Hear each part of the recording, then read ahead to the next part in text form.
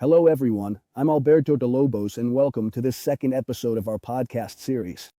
In this episode, we're going to answer questions from our followers, talk about the next episode of our documentary series Dog Training that we published on YouTube on April 21st, and share our opinion and stance on a topic that's been relevant and making headlines lately in the dog world in Europe.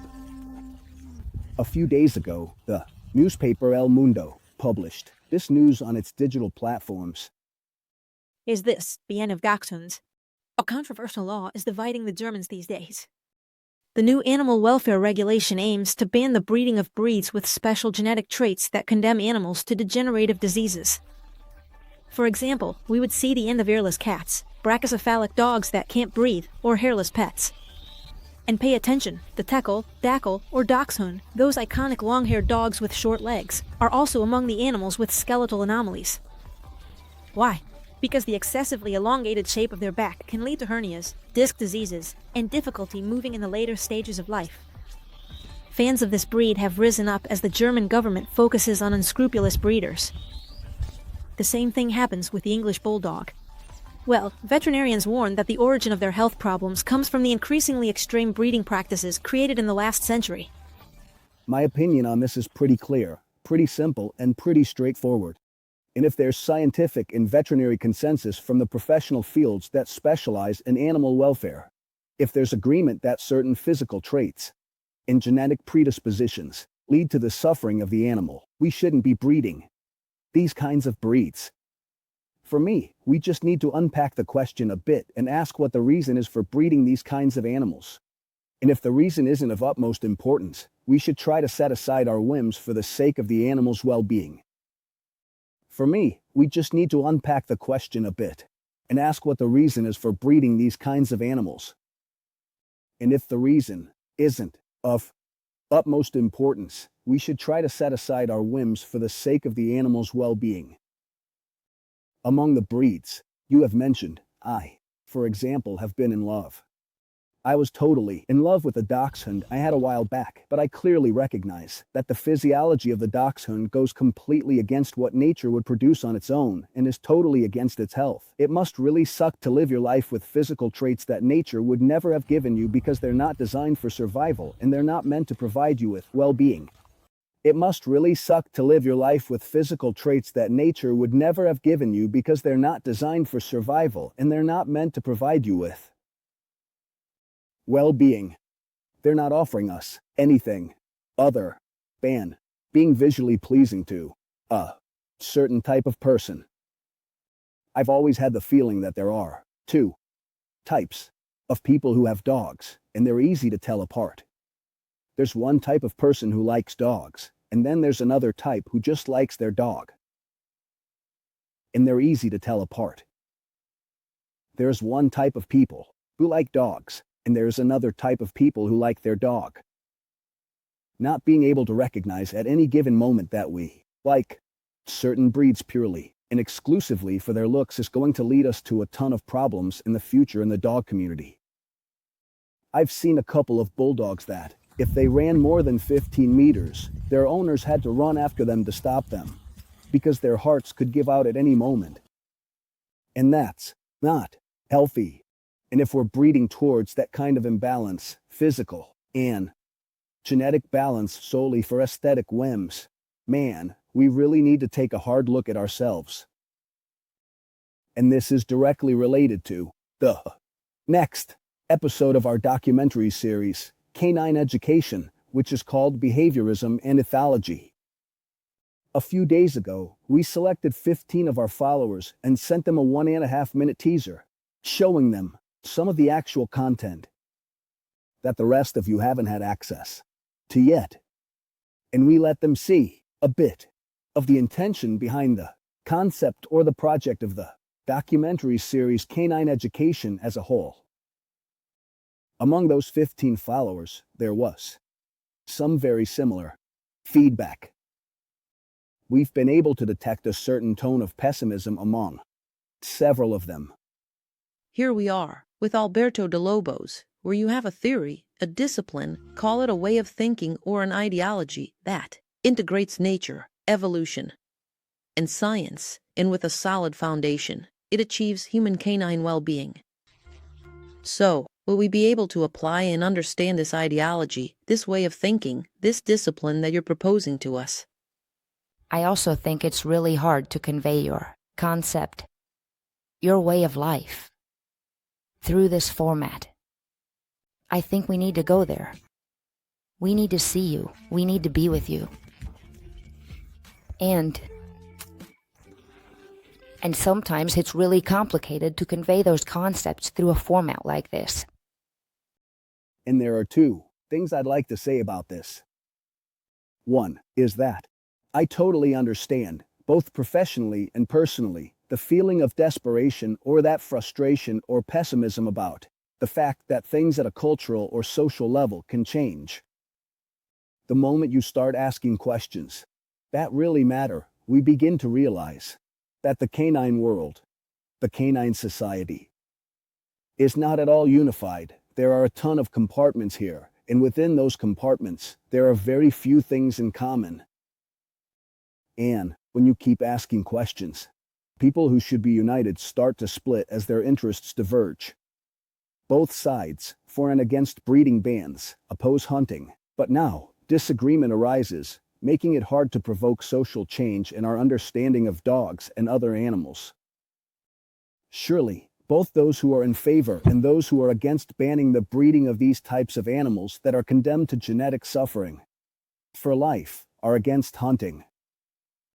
But suddenly, we've found something we don't agree on, and it's going to be really hard for either side to pivot enough to actually provoke a social change in the way we understand our relationship with dogs and with other animals. But there's also something I want to say on a personal level, which is that my goal isn't to change the culture. My goal isn't to bring about a social change where everyone understands their dogs better and where dogs live their best lives and humans enjoy their. It's not my goal. My goal is to try to do as much as I can to help make that happen. That's not my goal. My goal is to try to do as much as I can to help make that happen. But if you just think it's almost impossible or too difficult and you stop doing things, then that's when nothing ever happens and nothing ever moves in any direction. We are aware that it will be very difficult, if not impossible, to mobilize. At the same time and with the same conviction, just to people who don't have issues with their dogs, to people who do have issues with their dogs.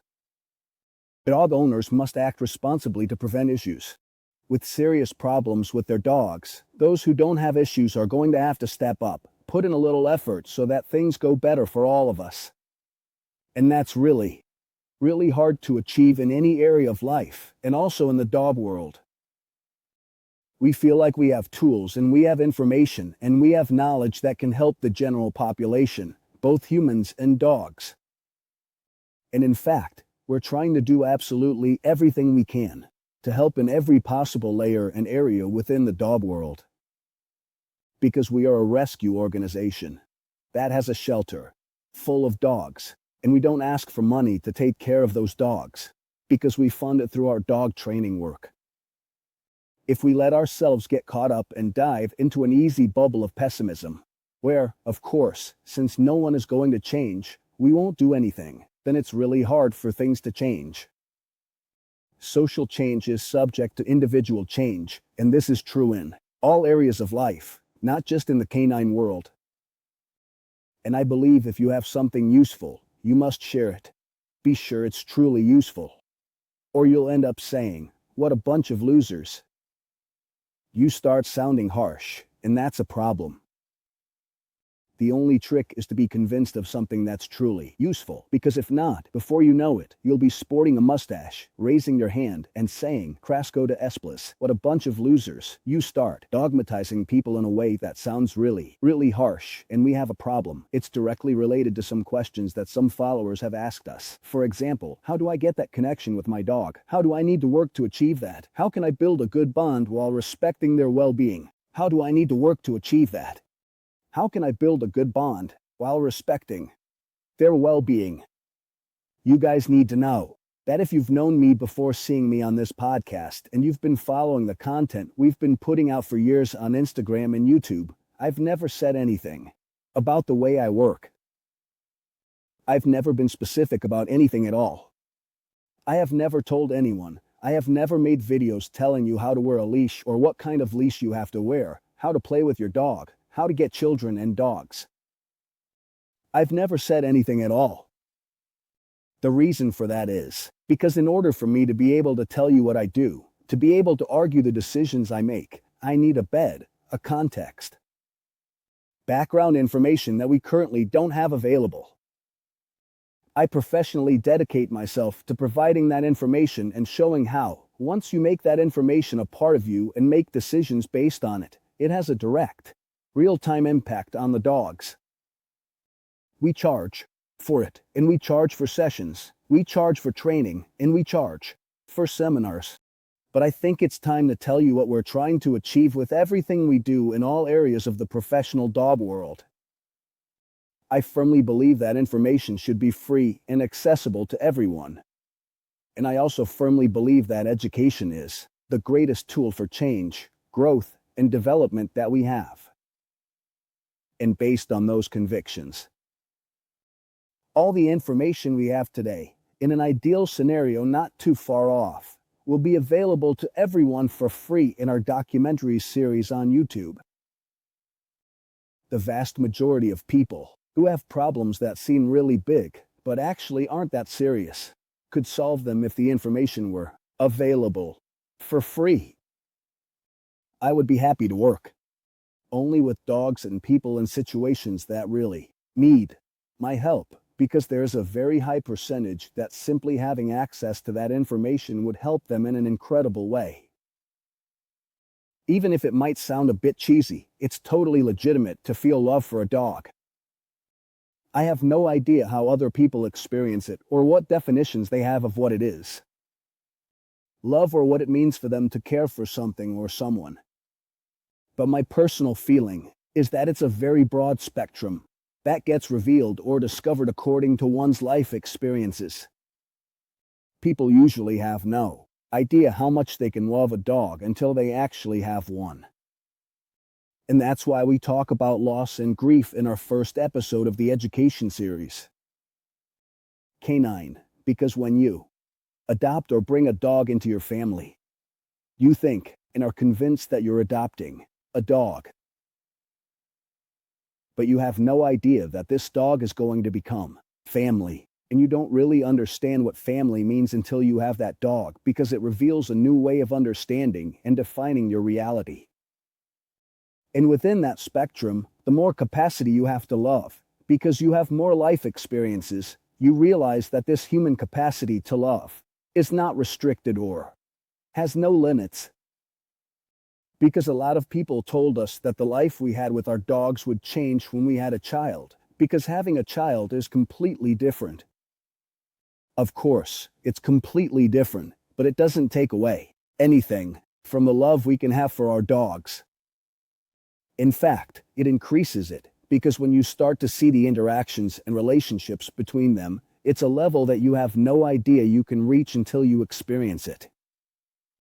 They reveal a new way to love. They show you a new way of loving, and they reveal a version of yourself that you would have never had access to if it weren't for them. So, is it legitimate to feel love for a dog? Absolutely. There are people who are more affected by the loss of a dog than by any other loss they have had previously, even close human relatives, absolutely. And people who don't have a dog will never understand why they haven't had access to that part of the spectrum that's reserved for those who have chosen to share their lives with an animal. They ask me, I have a Rottweiler, can I walk him off leash and without a muzzle? You'll see what you do. The first thing you should probably do is get up to speed on the legislation in your community, and from there be as socially responsible as possible. Do master dogs have special qualities, or are they trained for that role? On this particular topic, I am going to make a specific video, a fairly detailed and extensive masterclass about Caden, about my conception of what a dog is. You'll be able to see the work we do with the wolf pack and with the other dogs in non-work situations, and you'll also see them working in sessions. What do you think about dog play, like tug of war or ball throwing? This kind of question is necessary, though it seems simple. Definitions vary. My view of canine play differs from other professionals and the public. So it all depends on the context, and since we don't have a common context, I won't be able to help you too much just yet. What I understand by play within my vision of the canine world is nothing like what other professionals understand as play and nothing like what the civilian world understands as play. So it all depends on the context, and since we don't have a common context, I won't be able to help you too much just yet. The only thing I would say is to try to make the best interpretation you can about what impact what you consider play has on your dog and see if it's having a positive effect on their overall well-being or not. I have no problem with play itself on your dog and try to see if it's having a positive effect on their overall well-being or not. I have no problem with play itself. I have a problem with the word play being misunderstood, misapplied, and poorly managed. But what I can tell you is that play is an activity, but it's not a way of life. What do you think about working with a clicker? I don't work with clickers because I don't focus on training. I have no problem with someone who does training using or conditioning a behavior to the sound of a clicker. For me, that doesn't mean anything at all, and I don't have any opinion on it. I see it as a tool for training. That's all. But a clicker, as I understand it, the canine world, as I work and as we live with all our dogs, has no place, no space, no function. He says that too much love can harm our furry friend. Everything in excess can be harmful. And misunderstood love or affection, when it's not channeled properly, can definitely be harmful. I always say the same thing. It's not about loving your dog. Here, it's taken for granted that everyone loves their dogs as if they were their children. That's not the issue. The question is whether we have the ability to take all that love we feel for our dogs and translate it into information, knowledge, and tools to give them the best possible well-being. Because if you love your dog a lot but don't lift a finger to do what your dog needs to be okay, then you don't love them that much. What questions about dogs would you like to have answered that you still haven't found? Because if you love your dog a lot but don't lift a single finger to do what your dog needs to be okay, then you don't love them that much.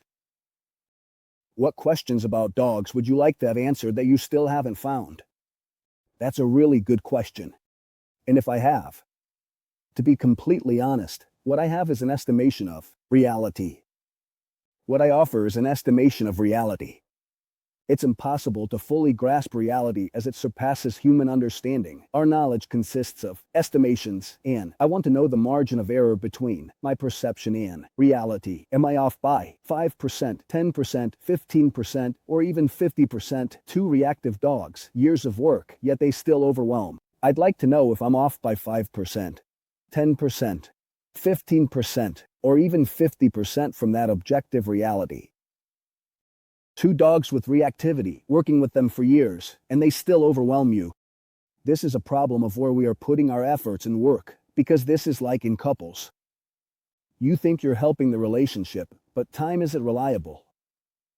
You could spend your life on your dog's reactivity, only to find it wasn't needed. So, time itself is not a reliable metric, because you can spend your whole life trying to work on the reactivity of your dog or dogs, and then realize that maybe they weren't even reactive, or that it wasn't that specific type of work that needed to be done. Besides wolf dogs, what other breed do you like, or find interesting, and why? I like dogs. I don't care about the breeds. I like individuals. I've had hundreds of relationships with hundreds of dogs, and I've completely fallen in love with dogs and individuals from breeds you'd never expect would catch my attention. I like individuals, not breeds, of dogs, and individuals from breeds you'd never expect would catch my attention. I like individuals, not breeds. We've ended up with wolf dogs, not by voluntary decision. It's been organic, and a result of a bunch of coincidences, but at no point was it a voluntary decision to want to focus on or specialize in wolf dogs. Not at all. The next one is a bit long. It's hard to trust that your power matches the call when one day you crossed half of Madrid with a rabbit you caught in your mouth. I don't dare to let him go any further. He crossed 9 kilometers on the roads to my building, a miracle when I arrived crying in. He was at the entrance. This question is a little deeper than it may initially appear, because the responsibility for breaking a dynamic that is not being experienced or understood as positive is solely and exclusively that of the human being. It's the human who has to make a conscious decision to break those dynamics we're stuck in. Anchored because we've had a bad experience, because something didn't go well, because what happened was horrible, because we're afraid it might happen again. If the human doesn't take that leap and isn't able to break that dynamic, it's impossible to ask the dog to do it. How do you do it? Right now, I can't help you because I'm completely unaware of the situation that happened, Ian. What led to what occurred? And the last question is, shelters, do they all do real work? Are they transparent with the information? This is a very complicated topic. It is a topic in which I don't have all the freedom in the world to speak because I am an animal shelter and protector. And the last thing we want to do is give the impression that we're doing everything perfectly and that everyone else isn't. Because that's not how it is. We're never here to say, look how well I'm doing, and look how badly everyone else is doing. We've had contact and direct relationships, and we've received first-hand information. With a bunch of animal rescue organizations in Spain, many of which are well known and that you all follow and know. And we have had experiences of all kinds, and when I say all kinds, I mean all kinds. I'm not going to discuss our experiences in detail or judge them, but I can share an anecdote. This happens often. When we post a video of a dog rehabilitation, many organizations and shelters contact us for help. That happens to us regularly. Look, every time we post a video of a rehabilitation process with a dog that's complicated and comes to us to stay with us so we can work with it, rehabilitate it, and make it adoptable. At some point, every time we post a video like that, there are immediately about 20 to 25 organizations and shelters that send us messages asking for help with some of the most complicated dogs that they have in their own associations. Posting a dog video doesn't mean we can take more dogs soon. We respond with a video call to discuss needs, valuing rescue relationships. We suggest finding someone to help rehabilitate the dog. But still, we respond to all the organizations that write to us, and we offer them exactly the same thing, a video call so they can tell us or explain what kind of help they're specifically looking for, even though we know we won't be able to take in the dog, which is what they really want. We give them that time to have a face-to-face conversation because we're a rescue, and we want to have that relationship with other rescues. In the end, we listen to what they're asking for, which ultimately, I repeat, is for us to take in that dog. We offer a professional courtesy video call, even though we know we can't take on any more dogs, especially not one with that level of imbalance. At that moment, we offer an alternative, and that alternative is to find someone who will dedicate all their time to trying to rehabilitate, work with, and improve the well-being of that dog. I don't care if it's a volunteer, if it's the director of the organization, or if it's a professional you're paying to help with the cases. It doesn't matter to me. Who will dedicate all their time to trying to rehabilitate, work with, and improve the well-being of that dog. I don't care if it's a volunteer, if it's the director of the organization, or if it's a professional you're paying to help with the cases. It doesn't matter to me. Send me someone who's committed to dedicating all their time to improving that dog's life, and I'll train them for free. We've made that offer about 17 or 18 times, and never, ever, as any organization sent someone for us to train. What they were looking for was for us to help them with those specific dogs, And once we can't, regardless of the fact that we're offering them another option for which we charge money, because that's how we keep the shelter running, no one has ever. Some people accept it, and after that, there are those who leave with dignity and respect, and then there are others who disrespect us because they don't even thank us for the time we've dedicated to them or for the fact that we've given them another option. Because I can't take in all the unbalanced dogs in the world. I've said it several times, this is not a sanctuary for animals with behavioral issues. There's a certain limit to the number of dogs with a certain type of imbalance that we can have with us at any given time. And then there are associations.